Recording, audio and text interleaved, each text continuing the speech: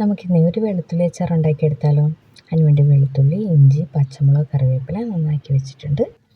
നമുക്കൊരു പാൻ അടുപ്പത്തേക്ക് വെച്ച് അതിലേക്ക് വെളിച്ചെണ്ണ ഒഴിച്ച് കൊടുക്കാം. വെളിച്ചെണ്ണയിലോ നല്ലെണ്ണയിലോ നമുക്കിത് ഉണ്ടാക്കിയെടുക്കാം. ഞാനിപ്പോൾ ഉപയോഗിച്ചിരിക്കുന്ന വെളിച്ചെണ്ണയാണ്. വെളിച്ചെണ്ണ ഒന്ന് ചൂടായി വരുമ്പോൾ അതിലേക്ക് കടുക് ചേർത്ത് കൊടുക്കുക. കടുകൊന്ന് പൊട്ടി വരുമ്പം അതിലേക്ക് ഉലുവ ചേർത്ത് കൊടുക്കുക. ഉലുവയും കൂടി ഒന്ന് പൊട്ടി വരുമ്പം നമ്മൾ നന്നാക്കി വെച്ചിരിക്കുന്ന വെളുത്തുള്ളി, ഇഞ്ചിയും, പച്ചമുളകും, കറിവേപ്പിലയും കൂടി അതിലേക്ക് ചേർത്ത് കൊടുക്കുക. എല്ലാം ഒരുമിച്ച് ചേർത്ത് കൊടുത്ത് നന്നായിട്ടൊന്ന് ഇളക്കി വെളുത്തുള്ളി ചെറുതായി ഒന്ന് വാടി വരുന്ന സമയത്തേക്ക് നമുക്കതിലേക്ക് ആവശ്യത്തിനുള്ള ഉപ്പും കൂടെ ചേർത്ത് കൊടുക്കണം. ഉപ്പൂടെ ചേർത്ത് വെളുത്തുള്ളി നന്നായി ഒന്ന് വാടി വെളുത്തുള്ളിയുടെ ചെറുതായൊരു നിറം മാറി വരുന്ന സമയം നമുക്കതിലേക്ക് മഞ്ഞൾപ്പൊടി ചേർത്ത് കൊടുക്കുക.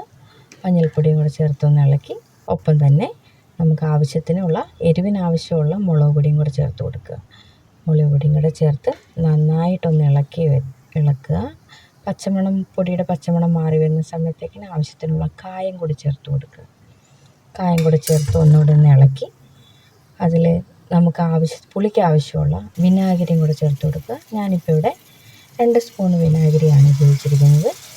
ആ വിനാഗിരിയും കൂടെ ചേർത്ത് നന്നായി ഇളക്കി വിനാഗിരി ഒന്ന് വറ്റി വരണം. ആ പുളി ഒന്ന് വെളുത്തുള്ളിയിൽ പിടിച്ച് വരുന്ന സമയത്തേക്കിന് നമുക്ക് നല്ല കുറച്ച് തിളച്ച വെള്ളം ചേർത്ത് കൊടുക്കുക. ഒപ്പം തന്നെ ഒരു 1/2 സ്പൂൺ പഞ്ചസാരയും കൂടി ചേർത്ത് കൊടുക്കുക. ആ പുളിയും ഉപ്പും എല്ലാം ഒന്ന് ബാലൻസ് ചെയ്ത് നിൽക്കാൻ വേണ്ടി മാത്രമാണ് പഞ്ചസാര. ആ വെള്ളം ഒന്ന് വറ്റി വരുന്ന സമയത്തേക്ക് നമുക്ക് തീ ഓഫ് ചെയ്യാം. വെളുത്തുള്ളി അച്ചാർ ഇവിടെ റെഡിയാണ്. എല്ലാവരും ഇതൊന്ന് ഉണ്ടാക്കി നോക്കിയിട്ട് ഒന്ന് ഫീഡ്ബാക്ക് പറയണം കേട്ടോ.